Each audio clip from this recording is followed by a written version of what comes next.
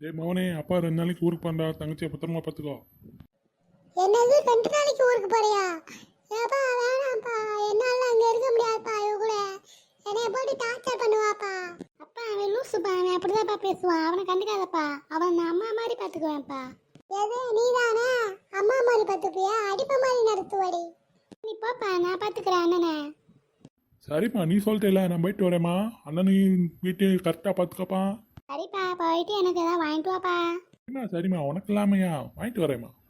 என்னடா அப்பா முன்னாடி அழுது சீன் போடுறியா? சீன் போட்டாலும் அவர் வீட்டில் எல்லாம் இருக்க மாட்டாரா, அவர் வேலைக்கு போயிடுவாரு.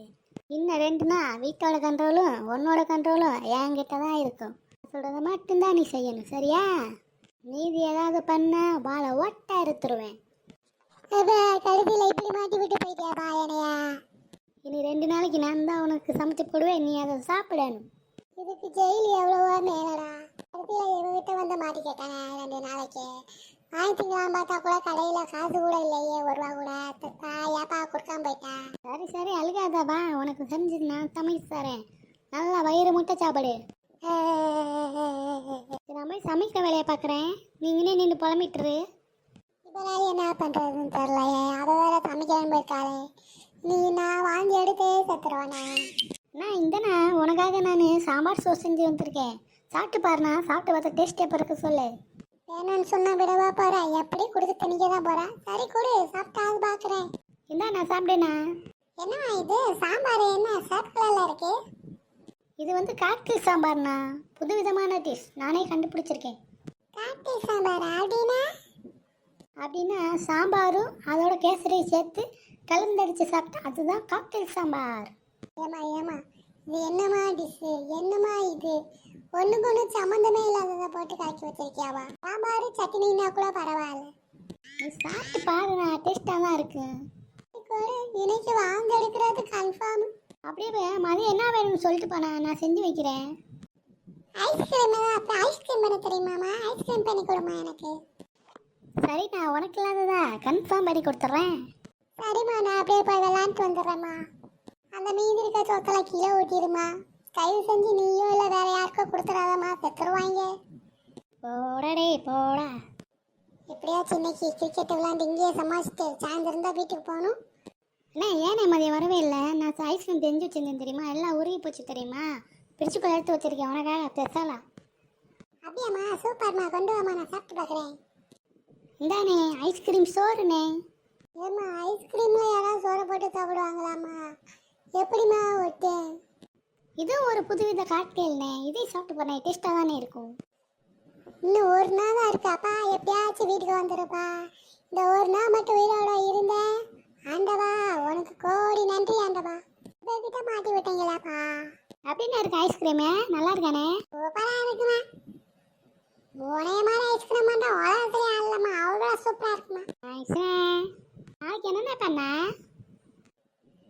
தோசை பண்ண தெரியுமாம்மா? தோசை வெறும் தோசை மட்டும் பண்ணி கொடுமா எனக்கு.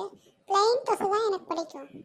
அண்ணே அதுலேயே என்கிட்ட ஒரு காக்டெயில் இருக்குண்ணே, அதையும் போட்டு கலந்து கொடுக்குறேனே. நான் சட்னி கூட தொட்டு சாப்பிட மாட்டேப்பா, எனக்கு வெறும் தோசை தான்ப்பா வேணும். அண்ணே சரிண்ணே, நான் ட்ரை பண்ணுறேனே. 2ஆம் நாள் காலை. என்னண்ணே, நான் உனக்கு ஒரு புதுவித ஆட்கள் கொடுக்கலாம் பார்த்தா வேணாம்னு சொல்லிட்டேன். இதானே வெறும் தோசை சாப்பிடுனே. அப்பாடா, இன்னைக்கு எப்படியோ ஒரு நாள் ஓட்டியாச்சு, சந்தோஷம் சாமி உனக்கு. சரிம்மா, தோசை நல்லா இருந்துச்சுமா, நான் நல்லா சாப்பிட்டேம்மா. நான் போய் விளாண்டுட்டு வரேம்மா. சரிண்ணே, சீக்கிரமா போயிட்டு சீக்கிரமா வானே. சரிம்மா சரிம்மா, நீ பத்திரமா வீட்டுக்குள்ள இருமா, நான் வந்துடுறேன்.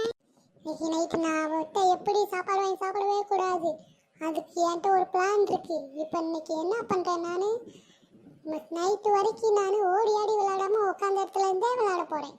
அதுதான் ஒரே ஐடியா. அப்போ தான் எனர்ஜி வீக் ஆகாமல் இருக்கும், நானும் ஸ்ட்ரென்த் இழக்காமல் இருப்பேன். அப்போ தான் எனக்கு பசிக்கவும் பசிக்காது. வானே சாப்பிடுறேன். இல்லை பாப்பா, நான் சாப்பிடல பாப்பா, எனக்கு பசிக்கவே இல்லை பாப்பா. என் வயிறு பார்த்தியா, இன்னும் அதே மாதிரி தான் இருக்குது, ஸ்ட்ரென்த்தாக இருக்குது. அதான் நான் காலைல சாப்பிட்டுக்கிறேன் பாப்பா. இல்லை நீ கொஞ்சமாக எடுத்து வாங்கல வேணே, நல்லா இருக்குண்ணே சாப்பாடு, டேஸ்ட்டாக இருக்குண்ணே. இல்லை பாப்பா, அதிகமாக சாப்பிட்டா அளவுக்கு மீறினா அமிதமும் நஞ்சு பாப்பா, எனக்கு இது போதும் பாப்பா. அப்படின்னா விருப்பனே, போய் தூங்குனே. தேங்க்ஸ் பாப்பா. 3ஆம் நாள் காலை. மவனே, தங்கச்சி என்ன பத்திரமா பார்த்துக்கிட்டியா? நல்லா பார்த்துக்கினப்பா. பார்த்தீங்களா தங்கச்சி அப்படி ஸ்ட்ரென்த்தாக இருக்காண்டு. நான் தான் ஒரு நாள் சாப்பிடாம உட்காந்து உடம்பெல்லாம் இழைச்சி போயிட்டேன். அப்பா அவன் சும்மா சொல்கிறாப்பா, அவன் நல்லாவே சாப்பிட்டாப்பா. நான் கேரக்டர்லாம் பண்ணி கொடுத்தேன்ப்பா அவனுக்கு. அப்படியாம்மா? என் மகதாம்மா. அவன் கிடக்குறாம்மா போய் சொல்லிப்பாய. போய் கிரிக்கெட் விளாட போறேன்னு ஊர் சுற்றி இருப்பானே, வீட்டுக்கு வராம.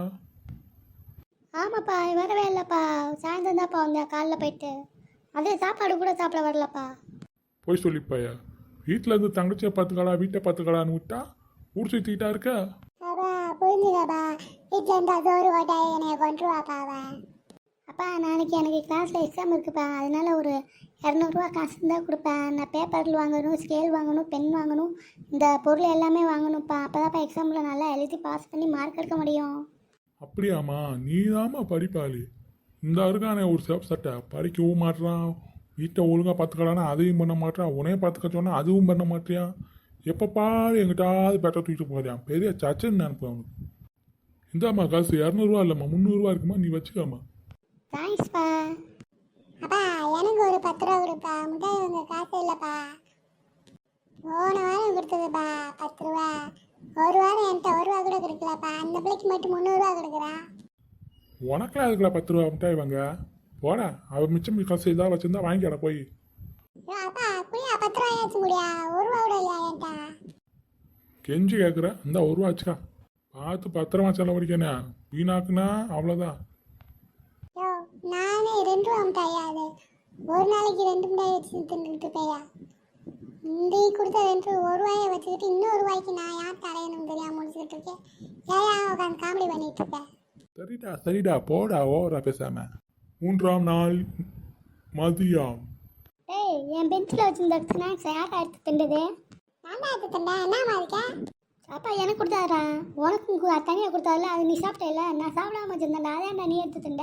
பத்தியா இருந்துச்சு அதெல்லாம் எடுத்து திண்டேன். பத்தியா அந்த சோத்தை போட்டு தின்றான், அதேண்டா ஏன் தினாத்தை எடுத்து திண்ட? அப்படிதான் திண்டேன். என் கண்ணு மாதிரி இருந்தால் நான் எடுத்து திங்க தான் செய்வேன். டெஸ்க் இருக்குது ஏன் ரூம்குள்ளே வந்து திட்டுத்தனமாக எடுத்து திண்டு விட்டு கடும் நாடி அடிச்சிட்டு பையா சொல்கிறேன்.